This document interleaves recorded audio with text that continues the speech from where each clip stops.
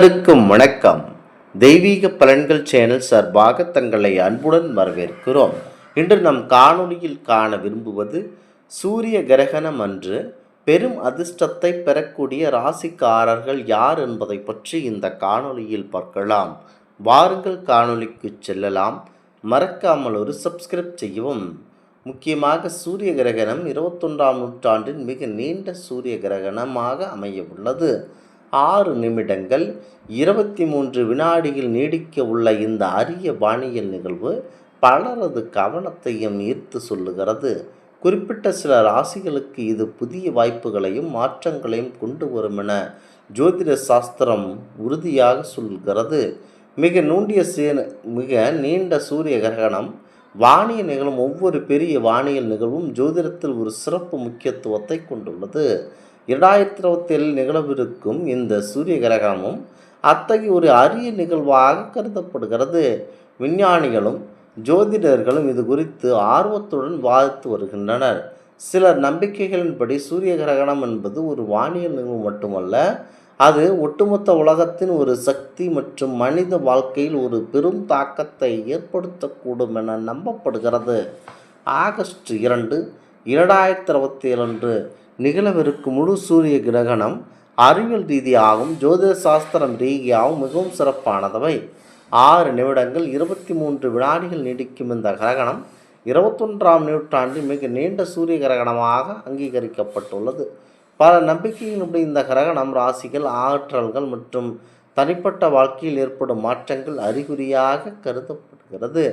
ஜோதிட நம்பிக்கையின்படி சூரிய கிரகணத்தின் தாக்கம் ஒவ்வொரு ராசிக்கும் ஒரு மாதிரியாக இருப்பதில்லை. ஜாதகத்தில் பலமான சூரியன் உள்ளவர்களுக்கு புதிய வாய்ப்புகளும் நேர்மறையான மாற்றங்களும் ஏற்பட வாய்ப்புள்ளது என கூறப்படுகிறது. பலவீனமான சூரிய உள்ளவர்கள் முக்கியமாக முடிவுகளை எடுக்கும்போது கவனமாக இருக்க வேண்டும் என கூறப்படுகிறது. குறிப்பாக சிம்ம ராசிகளுக்கு சூரியன் ஆளும் கிரகமாக கருதப்படுகிறது.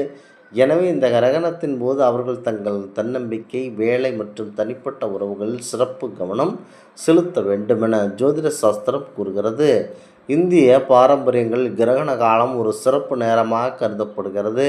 இந்த நேரத்தில் மந்திரங்களை உச்சரிப்பது, தியானம் செய்வது மற்றும் ஆன்மீக பயிற்சிகள் செய்வது நேர்மறை ஆற்றலை அதிகரிக்கும் என நம்பப்படுகிறது. கிரகணம் முடிந்த பிறகு குறிப்பாக குளிப்பது, தானம் செய்வது மற்றும் பூஜைகள் செய்வது மங்களகரமானது என்றும் பலர் நம்புகிறார்கள். இருப்பினும் இவை அனைத்தும் மத மற்றும் பாரம்பரியத்தின் நம்பிக்கைகளுக்கு முக்கியமான நிகழ்வாக பார்க்கப்படுகிறது. அறிவியல் விவரங்களின்படி இந்த முழு சூரிய கிரகணம் அட்லாண்டிக் பெருங்கடல் பகுதியில் தொடங்கி தெற்கு ஐரோப்பியா, வடக்கு ஐரோப்பியா மற்றும் மத்திய கிழக்கின் சில பகுதிகள் தெளிவாக தெரியும்.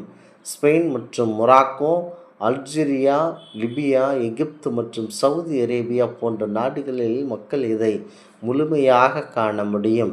இருப்பினும் இந்த முழு சூரிய கிரகணம் இந்தியாவில் தெரியாது எனில் கிரகணத்தில் முக்கிய பாதை இந்திய பகுதி வழியாக செல்லாது. முக்கியத்துவம் வாய்ந்த இந்த கிரகணத்தால் அதிர்ஷ்டம் பெறப்போகும் ராசிகள் யார் என தெரிந்து கொண்டு செயல்பட வேண்டும். குறிப்பாக முதலாவதாக மேசம் ராசி நண்பர்கள். இந்த ராசிக்கு 3ஆம் இடத்தில் உள்ள மிதுனத்தில் இருக்கும் மிருகசீரிடம் நட்சத்திரத்தில் கிரகணம் ஏற்படுவதனால் செல்வத்தின் பலாபலன்களை பெறப்போகின்றனர்.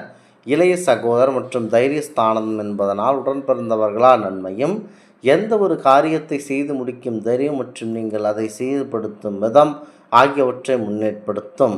உங்களின் ஆளுமை மேம்பட்டு உங்களுக்கு முக்கியத்துவம் அதிகரிக்கும். சூரிய கிரகணம் எந்த சந்தர்ப்பத்திலும் உங்களுக்கு தீங்கு விளைவிக்காது என்பது உறுதியாக கூறப்படுகிறது.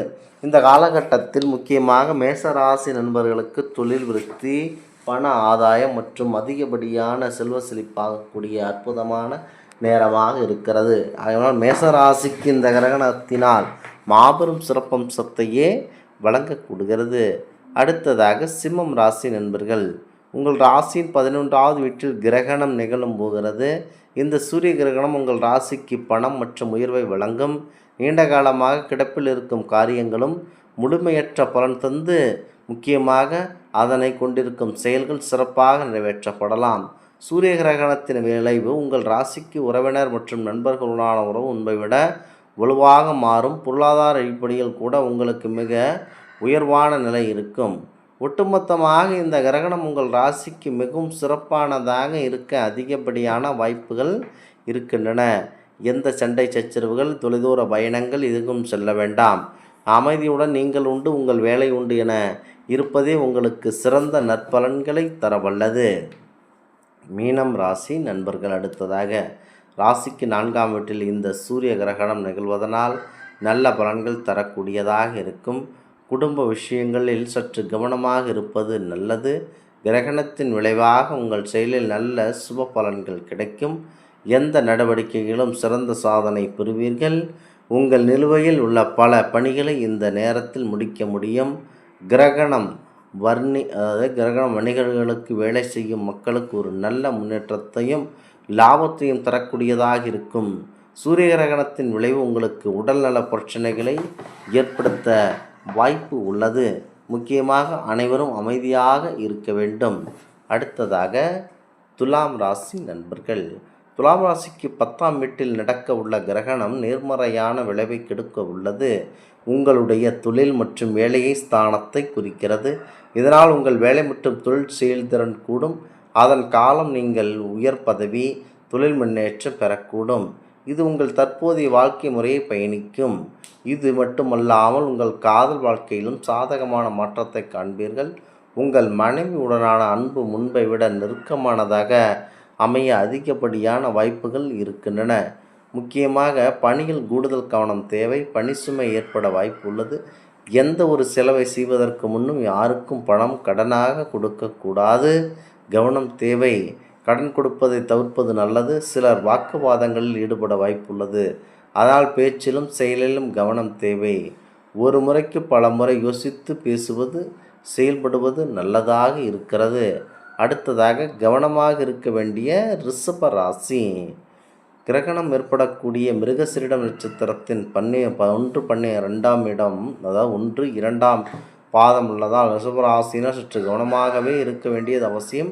உணர்ச்சி வசப்படக்கூடிய நிலை இருக்கும் என்பதனால் யாரிடமும் பேசக்கூடாது. கோபத்தை குறைத்து கொண்டு தேவையற்ற வார்த்தைகளை பேசுவதை தவிர்ப்பது அவசியம்.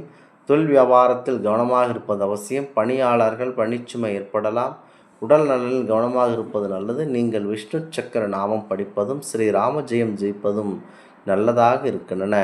இந்த ஆன்மீக தகவல் உங்களுக்கு பிடித்து இருந்தால் தெய்வீக பலன்கள் சேனலை கண்டிப்பாக சப்ஸ்கிரைப் செய்து கொள்ளவும். மீண்டும் ஒரு நல்லதொரு காணொலியில் உங்களை சந்திக்கிறோம். நன்றி, வணக்கம்.